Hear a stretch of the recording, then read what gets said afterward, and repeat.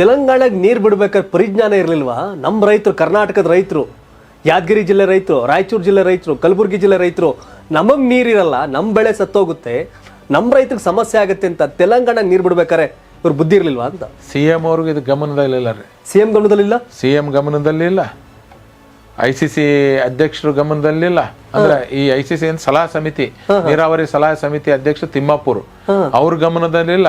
ಈಗೇನ್ ದರ್ಶನಪುರ ಅನ್ನೋರು ನಮ್ಮ ವಿರುದ್ಧ ರಾಜುಗೌಡರು ಸುಳ್ಳು ಆರೋಪ ಮಾಡಿದ್ರ ಅಂತ ಹೇಳ್ತಿದಾರೆ ಮಾಧ್ಯಮದಲ್ಲಿ, ಅವ್ರ ಗಮನದಲ್ಲೂ ಇಲ್ಲ ಅದು ನೀರು ಬಿಡೋದು.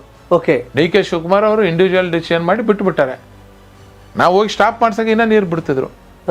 ನಾವ್ ಇವ್ರಿಗೆ ಕೇಳೋದಿಷ್ಟೇ, ನಿಮ್ಮ ಹತ್ರ ನೀರ್ ಹೆಚ್ಚಿಗಿದ್ದಾಗ ಬಿಡ್ರಿ, ಬೇಡ ಅನ್ನಂಗಿಲ್ಲ. ನೀರಿನ ಕೊರತೆ ಇದ್ದಂಗ ಅಂದ ನೀವು ಕೊಯ್ನಾ ಡ್ಯಾಮ್ ಇಂದ ಎಷ್ಟು ಬರ್ತೀರಿ? 2 TMC ನೀರು ಕೃಷ್ಣಾಗ್ ಬೇಕು, 1 TMC ನೀರು ನೀವು ಭೀಮಾಗ್ ಬೇಕಂತ ಕೇಳಿರಿ. ಅವ್ರು ಬೇಕಾರೆ ಮೆಮೊಡಮ್ ಬಂದ್ ಕೊಡ್ತಾರ, ನೀವು ಲೆಟರ್ ಕೇಳಿದ್ರೆ ಜನರಿಗೆ ಕಣ್ಣು ವರ್ಷ ತಂತ್ರಲ್ಲ. ನಾನು ಇವ್ರಿಗೆ ನಮ್ಮ ಸಚಿವರಿಗೆ, ಜಿಲ್ಲಾ ಉಸ್ತುವಾರಿ ಸಚಿವರಿಗೆ ದರ್ಶನ ಪುರಣ್ಣವ್ರಿಗೆ ನಾನು ಇಷ್ಟೇ ಕೇಳೋದು, ಸುರ್ಪುರ್ ಶಾಸಕರಿಗೂ ನಾವು ಇಷ್ಟೇ ಕೇಳೋದು, ನಿಮ್ಮ ICC ಮೀಟಿಂಗ್ ತೀರ್ಮಾನ ಏನ್ ಮಾಡಿದ್ರಿ? ನನಗೆ ಒಂದು ಮಾತು ಅವ್ರದ್ದೊಂದು ಪ್ಲೇ ಮಾಡ್ಬಿಡೋಣ ಅವ್ರದನ್ನ. ಓಕೆ, ಯಾರ್ದನ್ನ?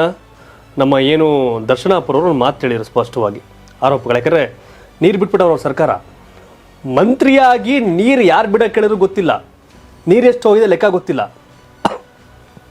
ನಿಮ್ಮ ಜಿಲ್ಲೆಯವರೇ ಈ ರೀತಿ ಬೇಜವಾಬ್ದಾರಿಗೆ ವರ್ತನೆ ಮಾಡಿದ್ರೆ, ಹಿಂಗೆ ಆರೋಪ ಮಾಡಿದ್ರೆ ಎಷ್ಟು ಮಟ್ಟಕ್ಕೆ ಸರಿ ಅಂತ. ಯಾಕೆ ಅಂತಂದ್ರೆ ಸಹಜವಾಗಿ ಗೊತ್ತು ಏನಾಗುತ್ತೆ. ಇಲ್ಲಿ ಒಂದಿದೆ ಹೇಳ್ತಾರೆ, ಇವ್ರು ಏನ್ ಮಾಡಿದ್ರು, ಕೋರ್ಟಿಗೆ ತಪ್ಪು ಮಾಹಿತಿ ಕೊಟ್ರು ರಾಜುಗೌಡರು. ಇಲ್ಲಿ ಕೇಳ್ರಿ, ಎಲ್ಲ ಇಟ್ ಪೂರನೇ ಅದ, ಎಲ್ಲ ಇಲ್ಲಿ ಕೇಳ್ರಿ, ಒಂದು ರೈತರಿಗೆ ಅನ್ಯಾಯ ಮಾಡಿದ್ರ ಅಂತ ನೋಡಿದೆ, ಕೋರ್ಟಿಗೆ ತಪ್ಪು ಮಾಹಿತಿ ಕೊಟ್ಟು 10 TMC ನೀರು ತೆಲಂಗಾಣಕ್ಕೆ ಕೊಟ್ಟಾರ, ಅಷ್ಟು ನೀರವ ಇಷ್ಟು ನೀರವ ತಪ್ಪು ಮಾಹಿತಿ ಕೊಟ್ಟು ಕೋರ್ಟ್ಲಿಂದ ಒಂದು ಆದೇಶ ಮಾಡಿಸಿದ್ರು. ಪಾಪ ಅವಾಗ ಕೋರ್ಟ್ದವ್ರೆ ಏನ್ರೆ ಕೇಳಿದ್ರಂದ್ರೆ ಅವ್ರಿಗೆ ಮಾಹಿತಿ ಸಿಗ್ತದೆ.